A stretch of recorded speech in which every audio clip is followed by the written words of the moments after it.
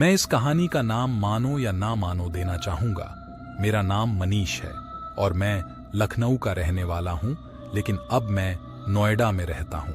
लगभग 4 साल हो गए। मैं जब नया आया था तो मैंने 1 साल कार चलाना सीखा।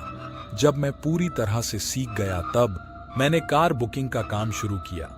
मैं बहुत अच्छे से पैसा कमा लिया करता था, पर एक दिन मेरे अंकल ने मुझसे कहा कि एक शादी अटेंड करनी है। अंकल ने मुझे एक तारीख दी, कहा कि 7 बजे करीब घर से निकलेंगे और तकरीबन रात के 12 बजे तक पहुंच जाएंगे, ताकि अगले दिन हम शादी अटेंड कर सके। खैर, अंकल के दिए हुए एड्रेस पर मैं पहुंच गया। उनका पूरा परिवार कार में बैठा और सफर शुरू हो गया। उनका घर जरा मोहल्ले साइड में था, हमें मेन रोड से जाना था।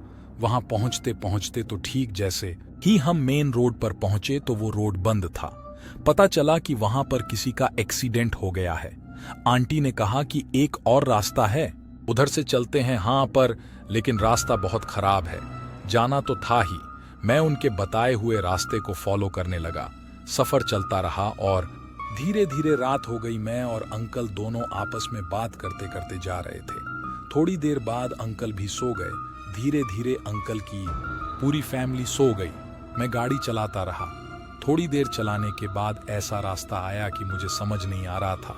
खैर, मुझे अंकल को उठाना पड़ा। उन्होंने मुझसे कहा कि सीधा चलना है, ना लेफ्ट ना राइट, बिल्कुल सीधा चलते रहना। इतना कहकर अंकल दोबारा सो गए। मुझे गाड़ी चलाते चलाते 3 घंटे हो गए थे।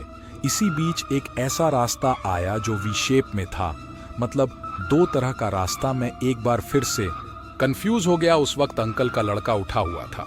मैंने उससे कहा कि भाई, 2 रास्ते आए हैं, किस तरफ से जाना है। उस लड़के के हाथ में एक छोटी सी बच्ची थी, वह भी सो चुकी थी। लड़के ने आंख मसलते हुए कहा, शायद कहीं ना कहीं वह भी कंफ्यूज था। उसने ऐसे ही कह दिया कि इधर जाना है। मैंने कहा इधर जाना है। खैर, मैंने सोचा मुझे क्या, मैंने वही रास्ता ले लिया। वैसे एक बात थी, उनका लड़का बड़ा आलसी था। बीच बीच में उसे बहुत नींद आ रही थी और वह फिर से सो गया। पूरी फैमिली सो रही थी।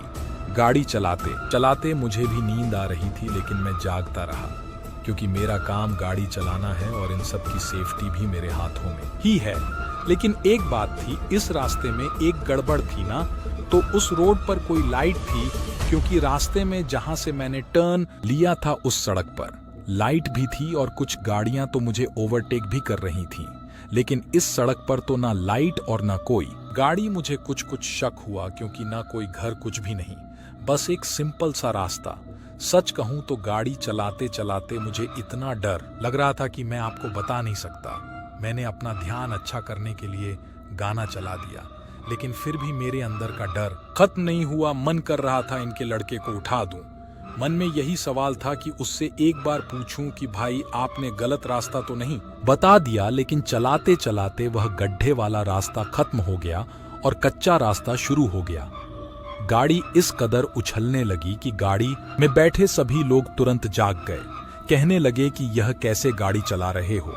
फिर मुझे एक तसल्ली हुई, लेकिन जब वह लड़का उठा और उसने मुझसे कहा कि हम लोग शायद गलत रास्ते पर आ गए, मैंने भी तुरंत कहा कि हाँ, मुझे भी ऐसा ही लगता है, लेकिन ना चाहते हुए भी मैं गाड़ी चलाता रहा।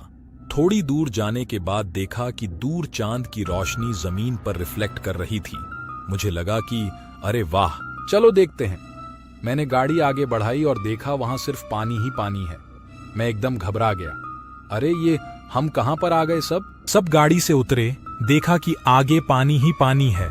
बहुत बड़ी नदी का दरिया, बिल्कुल एकदम ठहरा हुआ पानी, ऊपर से चांद की रोशनी उस पर पड़ रही थी। सच कहूं तो एकदम खौफनाक रात थी वो। मंजर कुछ ऐसा था, दूर दूर तक कोई इंसान नजर नहीं आ रहा था। हम लोग जहां खड़े थे वहां की खामोशी काटने को दौड़ रही थी। खैर, सबके सब गाड़ी में बैठे। मैंने सेल्फ किया और रिवर्स गियर लगाया, लेकिन मिट्टी नमी होने के कारण गाड़ी रिवर्स नहीं हुई। उल्टा गाड़ी घुमाने के चक्कर में वहां पर और गड्ढा हो गया।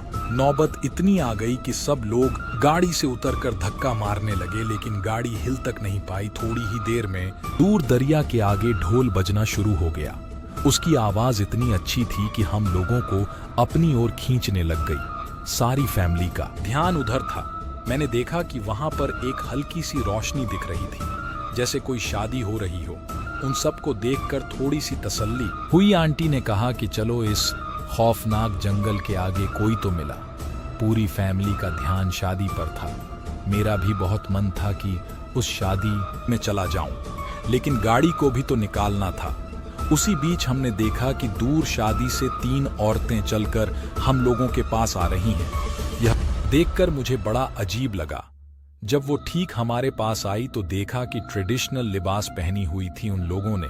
हमसे मसला पूछा तो हमने बताया कि हमारी गाड़ी फंसी हुई है। शायद हम गलती से गलत रास्ते पर आ गए, जिसके चक्कर में हम यहाँ फंस गए। उन तीनों औरतों ने कहा कि अगर आप बुरा ना माने तो चलिए, हमारे घर शादी है, थोड़ा सा वक्त निकाले, वहां खाना भी खा लेना, बाकी हम मर्द को भेजते हैं, वो आकर आपकी गाड़ी निकालेंगे। पूरा का पूरा परिवार मान गया, लेकिन मैं नहीं गया। मैंने कहा कि आप लोग जाएं, मैं यहाँ गाड़ी पर ही ठीक हूँ। जैसे ही कोई आता है मैं गाड़ी निकलवाने में मदद करूंगा। धीरे धीरे फैमिली के सभी लोग चले गए। मैं अकेला गाड़ी में बैठा। यकीन मानिए, उस दरिया को देखकर मैं बता नहीं सकता, मुझे बहुत जोरों से भूख भी लगी हुई थी। मैंने कुछ भुने हुए चने रखे थे। मैं धीरे धीरे उन्हें खाने लगा, मगर पता नहीं क्यों उस दरिया को देखकर इतना खौफ सा आ रहा था। उस पर पड़ती हुई चांद की रोशनी, पूछे मत। उसी वक्त मेरा ध्यान एक जगह गया। दरिया के कोने पर मैंने देखा कि वहां से कोई सर निकालकर मुझे देख रहा है। मुझे लगा शायद पत्थर हो सकता है, लेकिन ध्यान से देखने पर पता चला कि उसका सर तो दिख रहा है। उसे देखकर मैं चौंक गया। मुझे लगा कि आखिर ये कौन है। मैं गाड़ी से निकला और तुरंत भागने की कोशिश करने लगा, लेकिन तभी याद आया कि मैं गाड़ी को ऐसे नहीं छोड़ सकता था और मेरे दिमाग ने काम करना बंद कर दिया। समझ नहीं आ रहा था कि अब क्या करूं। फिर देखा कि दूर से कोई आ रहा है। उस दरिया में कश्ती से कोई उसे चलाता हुआ आ रहा था। कश्ती एक किनारे जाकर रुकी। यकीन मानिए, बहुत लंबे लंबे आदमी उतरे साथ में। ढोल की आवाज पहले जैसी ही आ रही थी, जो कि पूरी खामोशी में गूंज रही थी। मैं जल्दी से भागकर गाड़ी के पास आ गया। मैंने हिम्मत करके गाड़ी में दोबारा सेल्फ मारा, फिर गाड़ी स्टार्ट हो गई। उसी बीच मुझे याद आया कि अंकल और उनकी फैमिली को मैं ऐसे उनको छोड़कर नहीं जा सकता। उसी बीच मैंने पाया कि मेरे गाड़ी को कोई नॉक कर रहा है। ध्यान से देखा तो पाया कि कोई धोती कुर्ता पहने आदमी था। सच बताऊं तो मैं बहुत डरा हुआ था। मैंने बहुत हिम्मत करके दरवाजा खोला। उसने पूछा, क्या हुआ? मैंने उसे सारी बात बताई। मैंने उसे कहा कि मेरी फैमिली उस गांव में गई है। उसने कहा, कौन सा गांव? यहाँ कोई गांव नहीं है, चलो मेरे साथ। मेरे घर, मेरा घर यहीं पास में ही है। इसके बाद उन्होंने मुझसे पूरी बात पूछी। फिर बताया कि यहाँ कोई गांव नहीं है। जिस जगह के बारे में तुम बता रहे हो, यहाँ एक अंग्रेजों का खंडहर है, जो कि अब वीरान हो चुका है। सुनने में आया कि अब जिन्नात यहाँ बसते हैं, और चिंता मत करो, तुम्हारी पूरी फैमिली आ जाएगी। ये लोग कुछ करते नहीं हैं, सिर्फ डराते हैं। तुम बिल्कुल बेफिक्र रहो। ये सब सुनकर मेरी तो हालत खराब हो गई। उसी बीच किसी के चिल्लाने की आवाज आई। मैंने कहा कि लगता है वह लोग बुला रहे हैं। मैं भागकर उनके पास गया। आंटी ने कहा कि वाह, बहुत मजा आया, कितना लजीज खाना था, हम तुम्हारे लिए भी पैक करके लाए हैं। मैंने कहा, मुझे भूख नहीं है। मैं गाड़ी में बैठ गया। ऐसा लग रहा था जैसे बहुत से लोगों के सर यहाँ पर खड़े हुए हैं। मैं बहुत ज्यादा डरा हुआ था, लेकिन दूसरी तरफ फैमिली बहुत खुश थी। खैर, उस आदमी ने गाड़ी निकलवाने में मदद की। मैंने पेट्रोल पंप पर गाड़ी रोकी। एक आदमी मेरे पास आया। उसने कहा कि कहां से आ रहे हो? मैंने उस जगह का नाम बताया।